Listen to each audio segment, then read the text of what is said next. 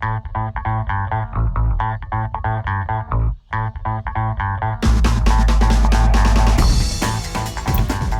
pessoal? Hoje eu tenho uma novidade para vocês. Vocês que gostam de cálculo, a gente está fazendo folha de pagamento. Hoje não vai ter cálculo.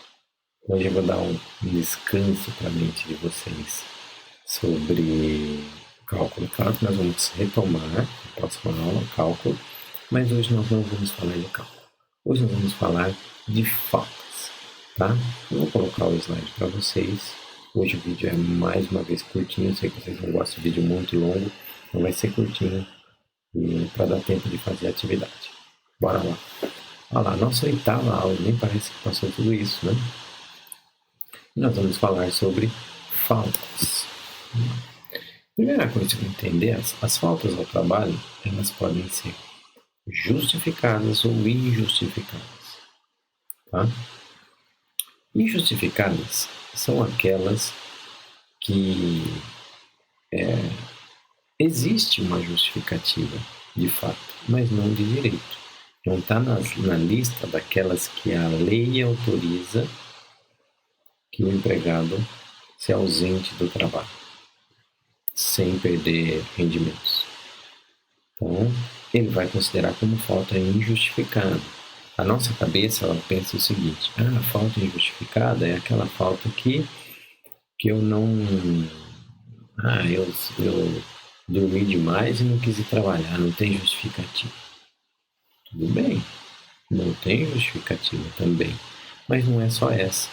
Existem faltas que têm uma justificativa, às vezes até uma justificativa moralmente aceita, mas não legalmente aceita. Aquelas que são legalmente aceitas, nós chamamos de falta justificada ou faltas abonadas. Então, aquela que o indivíduo não trabalha e recebe. As faltas injustificadas são as outras. Tá?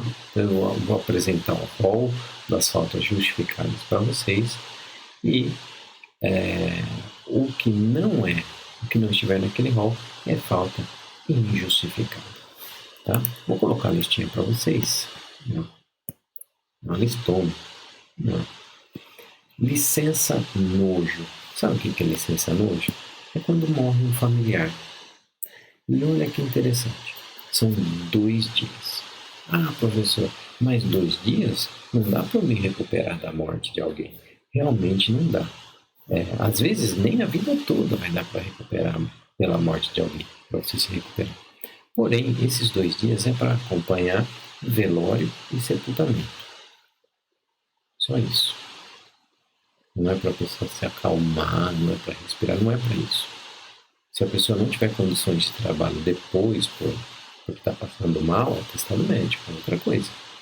Tá? Mas aqui, e olha que bacana, que interessante.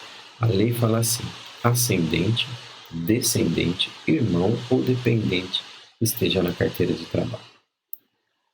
Dependente na carteira de trabalho, praticamente não tem hoje, né? Então você vai ter ascendente, descendente e irmão. O que é ascendente? Ascendente é pai, avô, bisavô, ok? Descendente, filho, neto, bisneto. Irmão não é o irmão da igreja, é o irmão do núcleo familiar. Olha que legal, não falou primo? Não. Não falou tio? Não. Não tem direito se morrer tio? Não. E se morrer primo também não. E padrinho? Não. E padrinho de crisma também não. E padrinho de casamento também não. É ascendente, pra cima, pai, avô, bisavô, descendente, filho, neto, bisneto e irmão. Mas tem um detalhe. A lei não fala em tipo de parentesco. Por quê? Porque existe parentesco consanguíneo, existe o parentesco civil e existe o parentesco por afinidade. Vamos entender. Parentesco consanguíneo é assim, sangue do mesmo sangue. Então, seu pai, sua mãe, são seus ascendentes. consanguíneos. Seus filhos são ascendentes consanguíneos. Se forem filhos de sangue, vamos dizer assim. Agora, se for um filho adotado, eu tenho aí o parentesco civil, né? Ou seja, ele é filho, é igual, não tem diferença nenhuma. Então, por exemplo, olha como a legislação trabalhista ela não faz essa acepção. Se morrer um filho de sangue, tem 2 dias. Se morrer um filho adotivo, também tem 2 dias. Se você é um filho adotivo e morre seu pai, você tem 2 dias. Se o seu irmão, que não é adotivo, também vai ter 2 dias. Então, a legislação ela não faz diferenciação na forma do parentesco. E onde eu quero chegar? Porque existe o parentesco por afinidade. O que é? É quando você casa, os parentes da tua esposa e do teu marido, ela passa a ser seus parentes por afinidade, né? Inclusive, olha que interessante, os ascendentes, né? Eles não rompem com o divórcio. O parentesco por afinidade, ou de alguns, de ascendente e descendente, ele não rompe com o divórcio. Então, assim, se você casou e se divorciou, quando você casou, a mãe da sua esposa é sua sogra. Parente ascendente por afinidade. O pai da sua esposa, seu sogro. Casamento, parentesco por afinidade, ascendente. Então, se o seu sogro morrer, você tem direito a 2 dias? Tem. Se sua sogra morrer, você tem direito a 2 dias? Tem. Mas e se você divorciou? Professor, se divorciou é ex-sogra. Não existe ex-sogra nem ex-sogro. Por quê? Porque esse parentesco por afinidade, ele não rompe com o divórcio. Portanto, se você casar novamente, você vai ter 2 sogros e 2 sogras. Olha que bacana. E se a mãe da sua ex morrer? Você também tem direito a 2 dias. É claro que muita gente não sabe disso não. Mas porque a legislação ela não faz a acepção. Ela não faz a diferença. Tá? Então, licença nojo, 2 dias. Licença galo para casamento, 3 dias. Tá? E olha que interessante. A lei fala em 3 dias consecutivos. Embora por costume tenha que esses dias são os dias do casamento e um deles tem que ser o do casamento, a lei não fala que tem que ser o dia do casamento. Ela fala que são 3 dias consecutivos. Eu entendo até que esses 3 dias podem ser fora, podem ser o casamento é no sábado, então vai tirar lá quarta, quinta e sexta, ou segunda, terça e quarta. A lei não fala que tem que ser quinta, sexta e sábado, já que o casamento é no sábado. Ou sábado, domingo e segunda, a lei não fala, embora algumas empresas exigem isso, mas a legislação não diz isso, tá? Licença paternidade, 5 dias. Né? Então, o pai nasceu o filho, e olha que interessante, no caso de adoção, também 5 dias. Tá? Pode ser até de 20 dias. Se a empresa, a mesma empresa que dá 6 meses para licença maternidade, também dá 20 dias para licença paternidade. Mas a regra geral, esses são 5 dias. Uma licença maternidade são 4 dias. 4 meses, 120 dias. Mas contados de quando? Esse é um erro muito comum. Muita gente acha que são 120 dias do nascimento, e não é. São 120 dias a partir do afastamento médico. Porque às vezes o médico afasta com 1 semana antes, 15 dias antes. Isso vai dar uma diferença lá na frente. Tá? Então, são 120 dias contados do afastamento médico. Licença médica é o famoso atestado. Até 15 dias é por conta da empresa. A partir do 16º, o empregado ele deve ser encaminhado ao INSS e é o INSS que paga esses dias. Aí vão surgir algumas dúvidas que eu já sei que está na cabeça de vocês. O caboclo pegou um atestado de 10 dias, trabalhou um dia, pegou outro de 6 dias. Posso somar? Se for o mesmo CID, pode. Se for a mesma doença, pode. Vai dar 16 dias e com 16 dias tem que ser encaminhado ao INSS. A mesma doença.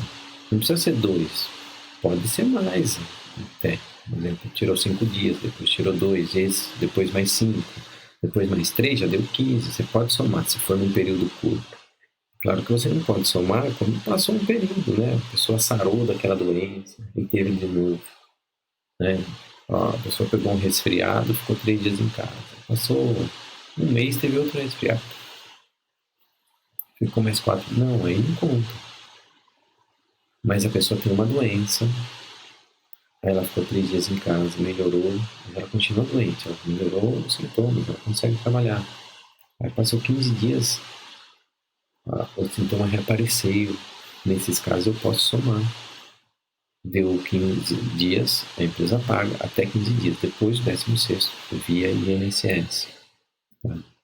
Professor, minha empresa exige CID. Pode? Não pode. Não pode exigir CID. Por quê? Mas você falou que se é o mesmo CID pode juntar.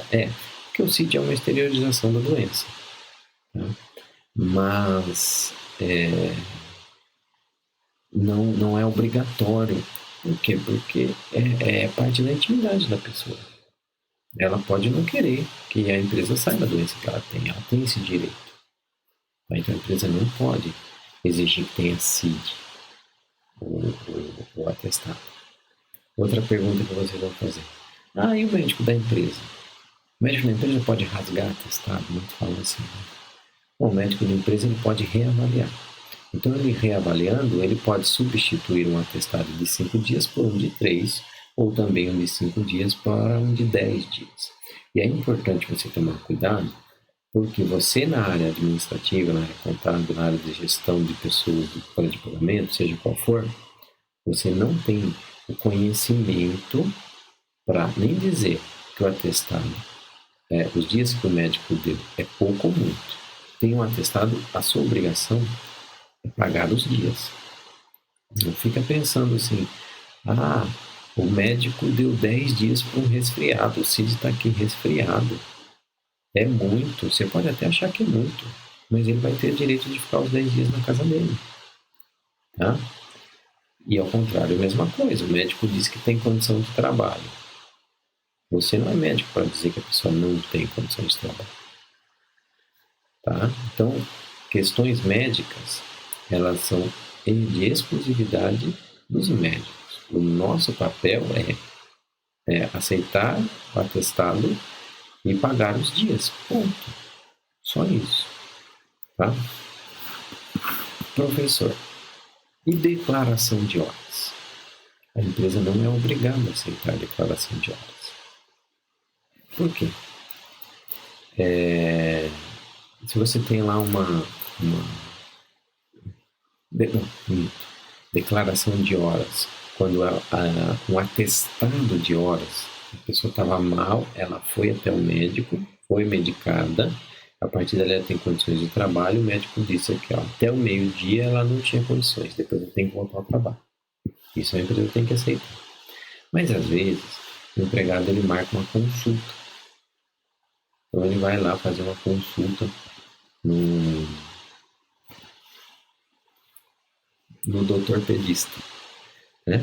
Ele vai lá no ortopedista ou no doutor Rino, né? O otorrino. Pode.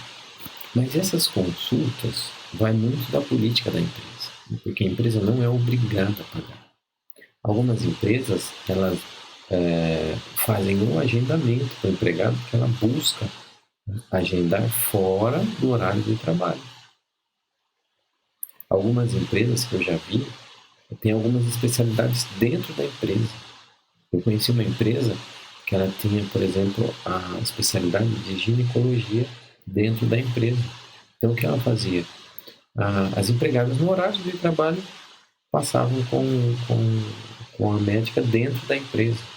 Elas tinham essa possibilidade, né, de se aprontar para a consulta e fazem a consulta sem precisar sair da empresa. Mas aquela consulta que ela é agendada dentro do horário de trabalho, a empresa, uma consulta de rotina, a empresa não é obrigada a pagar. Tá? Por quê? Porque o empregado ele tem condições de trabalho. Ele só não está indo trabalhar porque ele elegeu que a consulta está acima do trabalho. Então, ainda que seja algo que você fala, não, é uma consulta médica, vamos pagar, mas não é obrigado a pagar, ok? Doação de sangue, uma vez por ano. Pode doar sangue? Pode, problema nenhum, tá? Mas evitem, vocês vão ver algumas coisas, quem trabalhar com isso no dia a dia, que você fala, pô, é sacanagem. Mas tudo bem, você tem que aceitar. Lembra que eu falei, o seu papel é aceitar. Eu já vi, por exemplo, o cara foi doar sangue no Guarujá. Feriado na quinta-feira, a empresa não ia emendar, na sexta-feira ele doou sangue no Guarujá. A pessoa vai ficar com uma imagem ruim dentro da empresa? Vai, ok. Mas ela agiu dentro da lei. Tem que aceitar. 2 dias para alistamento eleitoral para tirar o título, em outras palavras. Então tem até 2 dias para tirar o título. Eu tirei o título e não precisou. Não precisou, não vai usar. É para tirar o título, porque você vai precisar trazer o comprovante disso. O alistamento militar, e aí são todos os dias referente ao alistamento militar e eventualmente até o serviço militar. Para vestibular, quanto necessário. Judicial, você vai ser testemunha, vai ter uma audiência, vai ser jurado. Convocação judicial, quantas necessário também. Acompanhamento de gestante. 2 dias durante a gestação. Aqui é para o pai. O pai pode ir em 2 consultas durante a gestação.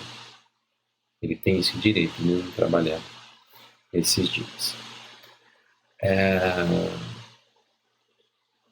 A última da nossa listagem aqui é o acompanhamento de filho. 1 dia por ano. Filho de até 6 meses. Até 6 anos, perdão. Então, 1 vez por ano, o pai e a mãe, né? Se forem 1 dia pode ir o pai, outro dia pode ir a mãe, deixar de trabalhar para acompanhar o filho ao médico. E você pode perceber que se for mais dias que precisa, aí fica a critério da empresa, né? Não é... A legislação manda pagar 1 dia. Então vai 1 dia o pai, vai 1 dia a mãe e pronto. Tá? Não está nessa lista aí, mas tem também aquele que trabalha na eleição. Para cada dia trabalhado na eleição, o empregado tem direito a descansar 2 dias do trabalho dele. Tá? Então esse também tem que colocar na lista aí, e aí é a escolha do empregado. Tá? Pessoal, o que eu tinha para hoje é isso, mas ainda... eu estava me esquecendo, tem a frase da aula, deixa eu voltar aqui o PowerPoint. Eu sei que poucos me acompanham até o final, então eu vou colocar aí a frase da aula que diz assim: há 3 métodos para ganhar sabedoria. Primeiro, por reflexão, que é o mais nobre. Segundo, por imitação, que é o mais fácil. E o terceiro, por experiência, que é o mais amargo. Confúcio.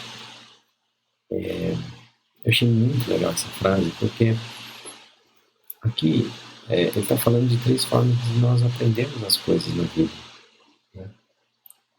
ou pensando sobre aquilo e criando a tua alternativa, ou vendo o que acontece na vida dos outros, ou errando.